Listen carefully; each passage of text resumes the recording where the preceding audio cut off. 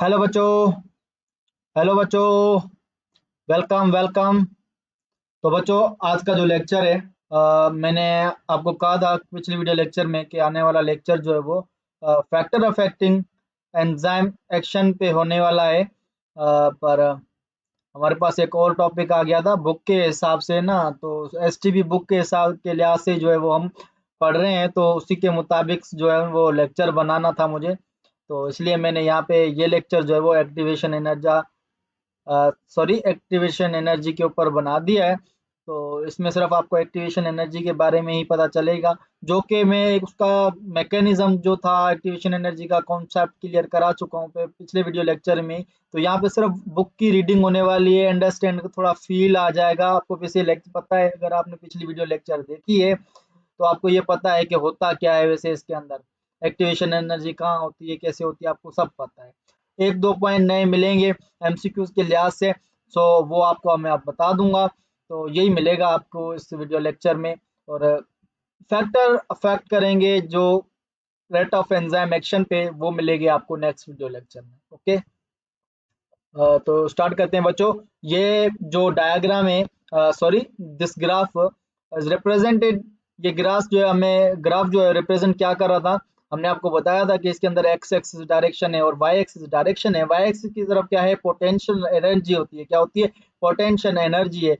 Potential energy क्या है? वो सोर्स है। भाई देखो, कोई भी काम करवाना होता है ना, कोई भी काम करवाना होता है ना, तो हमें सोर्स ऑफ एनर्जी तो चाहिए।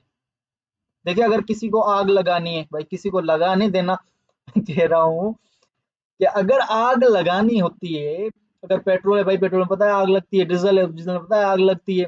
तो इन चीजों में आग लगती है, यहाँ अपन खुद भी आग लगाते हैं गैस के अंदर। ठीक है।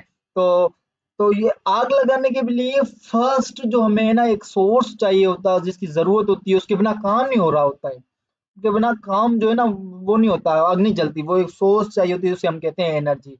तो हम क्या लगाते हैं वहां पे, एक एनर्जी लगाते हैं, जैसे कि माचिस की तीली लेके ले पत्थरों को रबिंग करना होता है, तो सोर्स ऑफ एनर्जी तो चाहिए ही काम के लिए। ठीक है ना।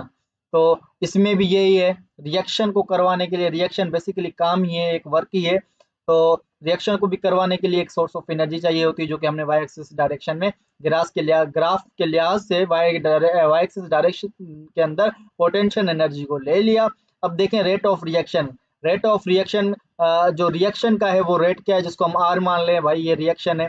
तो एक्स एक्सिस की डायरेक्शन में हमने रेट ऑफ रिएक्शन को जो है वो ले लिया। ठीक है। अब देखिए यहाँ पे हमारे पास सबट्रेट्स भी मौजूद हैं, तो सबट्रेट्स थे। ठीक है। क्या मौजूद है हमारे पास यहाँ पे, सबट्रेट मौजूद है। ठीक है।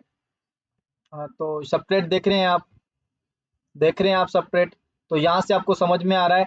तो हमने पहले पिछले वीडियो लेक्चर में ये आपको कंप्लीटली समझाया हुआ है कि यहाँ पे अभी तो ये जो रिएक्शन हो रहा है इस ग्राफ के मुताबिक, तो ये सबट्रेट और एंजाइम की प्रेजेंस से हो रहा है। नीचे वाला ग्राफ आप नोट करेंगे, जो lowering the activation energy with enzyme कर रहा है ना, नीचे वाला। तो ये जो है वो पहले इंक्रीज करता है, फिर जो है वो ट्रांजिशन स्टेट से डिक्रीज होकर प्रोडक्ट में कन्वर्ट होता है, ऐसे रिएक्शन होता है। पहले रिएक्शन रेट ऑफ रिएक्शन बढ़ता है, फिर ट्रांजिशन स्टेट से डिक्रीज होकर प्रोडक्ट में जो है वो कन्वर्ट हो जाता है। क्लियर है यहाँ तक सबको? क्लियर है? बैटरी भी लो होने वाली है, सॉरी, कैसे भी करके इस लेक्चर को कंप्लीट करेंगे। ओके। सो आपको यहाँ तक तो क्लियर है वैसा? अच्छा, क्लियर है। ओके। तो इसी तरह ही आप देखें कि जो rate of reaction without enzyme अगर हम बात करेंगे, तो ऊपर वाला जो देख रहे हो फर्स्ट वाला, जिसके अंदर देखिए हायर जो है वो बहुत ज्यादा जा रही है ऊपर। तो एक्टिवेशन एनर्जी क्या होती है, ग्रेटर होती है देन रिएक्शन विद एंजाइम जब सबट्रेट होता है। तो ठीक है। तो ये ट्रांजिशन स्टेट से वही डिक्रीज होकर कन्वर्ट हो जाती है प्रोडक्ट में रिएक्शन। तो ये ग्राफ था। अब जो है वो बुक के हिसाब से रीडिंग करते हैं। तो ये कोई इतना खास नहीं था, पर टॉपिक था हमारे बुक के अंदर, तो हमें रीड तो करना था भाई, इसीलिए मैं लेके आया हूँ। तो देखें energy activation. The question arise here how enzyme are able to accomplish such effective catalysis and why thermodynamically favorable reaction do not proceed on their own at relatively rapid rates in the absence of enzyme। तो यहाँ पे ये बात कर रहा है कि हमारे पास क्वेश्चन ये अराइज हो रहा है, क्वेश्चन ये अराइज हो रहा है बेटा, कि किस तरह जो है वो एंजाइम एबल होते हैं कि कैटालाइज के लिए, किसके लिए, कैटालाइज के। भाई हमें पता है कि एंजाइम के साथ जब रिएक्शन होता है, सबस्ट्रेट एंजाइम के साथ जब रिएक्शन करता है तो हमें रेट ऑफ रिएक्शन क्या मिलता है, लोअरिंग वाला, लोअरिंग वाला। और यही अगर एब्सेंस ऑफ एंजाइम के अंदर रेट ऑफ रैपिड रिएक्शन हो तो वो क्या मिलेगा, वो क्या मिलेगा, हमें ज्यादा मिलेगा, ग्रेटर मिलता है। तो वो ये जो है वो क्यों थर्मोडायनामिक, क्वेश्चन ये राइज हो रहा है कि क्यों जो है वो थर्मोडायनामिकली एब्सेंस ऑफ एंजाइम के अंदर रिएक्शन जो है वो फेवरेबल नहीं कर रहा, डू नॉट फेवरेबल, ठीक है, ठीक क्यों नहीं कर रहा। तो अब देखें ये क्वेश्चन को आंसर दे लेते हैं हम कि देखें केमिकल ट्रांसफॉर्मेशन रिक्वायर होती है, जब केमिकल ट्रांसफॉर्मेशन होती है तो ये रिक्वायर होता है कि ब्रेकडाउन होती है of a certain covalent bond. कुछ जो कोवेलेंट बॉन्ड बने होते हैं, जुड़े हुए होते हैं कोवेलेंट बॉन्ड के, उनको तोड़ा जाता है, सेपरेट के बॉन्ड होते हैं उनको तोड़ा जाता है, ब्रेकडाउन होती है, ये केमिकल ट्रांसमिशन फिर होती है। For this reactant must contain sufficient energy, तो भाई इनके रिएक्टेंट के पास कुछ ना कुछ ब्रेक डाउन करने के लिए एनर्जी तो होना जरूरी है। तो जो एनर्जी होगी, जो ओवरकम हो रही होगी बैरियर पे, और उस एनर्जी को हम जो है वो एक्टिवेशन एनर्जी कह रहे होंगे, क्या होंगे, एनर्जी एक्टिवेशन या एक्टिवेशन ऑफ एनर्जी कह रहे होंगे। It can be defined as a minimum quantity of energy that is required to active atom और मॉलिक्यूल्स। तो यही वही जो है वो जो कुछ अमाउंट होती है एनर्जी की, जो मिनिमम अमाउंट होती है, जितनी भी एनर्जी की रिक्वायर्ड होती है ताकि जो वो एटम को और मॉलिक्यूल जो वो एक्टिवेट हो सकें, तो उसे हम कहते हैं एक्टिवेशन एनर्जी। तो a condition in which they can undergo chemical transformation, तो उस हालत में कि वो जब केमिकल ट्रांसफॉर्मेशन कर रहे होते हैं।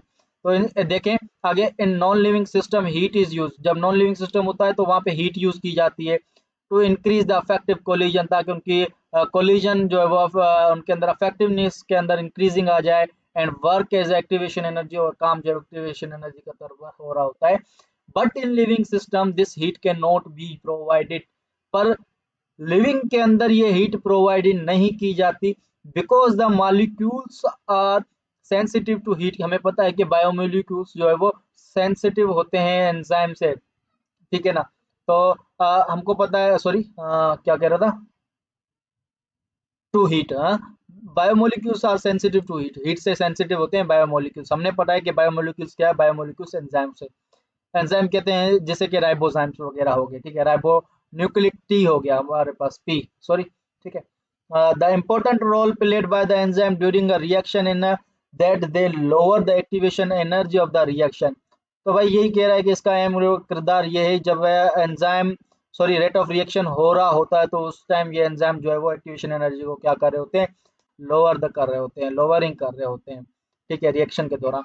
The enzyme react with the energy rich and energy poor molecule to form intermediate complex. और जब एंजाइम रिएक्ट करता है, एनर्जी रिच मॉलिक्यूल हो या एनर्जी पुअर मॉलिक्यूल हो, तो उसके दरमियान क्या बनते हैं, इंटरमीडिएट कॉम्प्लेक्स उनके दरमियान बनते हैं। This complex again break into product and enzyme, वही इंटरमीडिएट्स दोबारा से प्रोडक्ट के तौर पर रिलीज भी हो जाते हैं और एंजाइम में टूट जाते हैं, ये बात कर रहा है। If activation of this complex is low and many molecules can participate in reaction, अगर ये एक्टिवेशन दिस कॉम्प्लेक्स जो एक्टिवेशन हो रहा था इसके अंदर लो अमाउंट, लो एक्टिवेशन पे अगर ये काम हो रहा होता तो मॉलिक्यूल्स ज्यादा जो है वो पार्टिसिपेट इस रिएक्शन में कर पाते।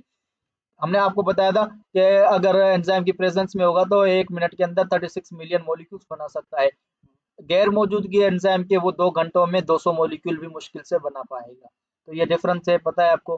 तो एक्टिवेशन लोअरिंग होगी तो ज्यादा मॉलिक्यूल्स बनेंगे बेसिकली। तो in this way activation energy is lowered bye the enzyme, तो एंजाइम इस तरह एक्टिवेशन एनर्जी को लोअर करता है।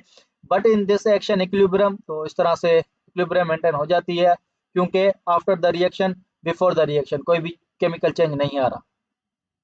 Ratio of reactant and product concentration is never Altered, जो भी रेशो आता है रिएक्टेंट का या प्रोडक्ट का, उसकी कंसंट्रेशन के अंदर कोई भी चेंज नहीं होती, अल्टर नहीं आती, ठीक है। तो क्लियर है। तो बच्चों आज का हमारा लेक्चर ये फाइनल होता है इसी पे ही, इसमें आपको मैंने आपको पहले ही बता दिया था, और कुछ नहीं मिलेगा, सिर्फ रीडिंग मिलेगी। हाँ, इसके अंदर ब्रुक का ही ग्राफ दिया गया है एनर्जी ऑफ एक्टिवेशन। तो हमने यहाँ पे, जहाँ पे देख लें वाई एक्सिस के दौरान क्या है, फ्रीक्वेंसी है, एक्स एक्स डायरेक्शन में प्रोग्रेस ऑफ रिएक्शन है या रेट ऑफ रिएक्शन, मैंने आपको बता दिया था एक सिंपली भाषा में। इसी तरह एनर्जी ऑफ रिएक्टेंट है, ऊपर से जा रहे हैं प्रोडक्ट में कन्वर्ट हो रहे हैं, इसी तरह एनर्जी ऑफ रिएक्टेंट है, ट्रांजिशन स्टेट से होकर दोबारा से जो है वो कन्वर्ट होती है डिक्रीज होकर प्रोडक्ट में। तो अब जो चेंज इन फ्रीक्वेंसी आई ना, free energy, sorry, this is not frequency, it's my mistake, मेरी बच्चों मिस्टेक हो गई कि ये फ्री एनर्जी होती है, फ्रीक्वेंसी नहीं होती। एक्टिवेशन एनर्जी का दूसरा नाम होता है फ्री एनर्जी, ठीक है ना। Activation energy is also called free energy, तो फ्री एनर्जी भी कहते हैं। तो ये इसके फ्री एनर्जी के अंदर चेंज देख लें आप, और एक्टिवेशन एनर्जी के साथ जब एक्टिवेशन एनर्जी है वो एंजाइम के साथ, वो भी देख लें आप, और जो एक्टिवेशन एनर्जी है विदाउट एंजाइम वो भी आप देख लें क्या डिफरेंस आ रहा है। तो यही आपको ग्राफ में जो है वो बताया गया है, जो ग्राफ तो मैंने आपको पहले ही समझा दिया है। तो क्लियर बच्चों, ओके बाय।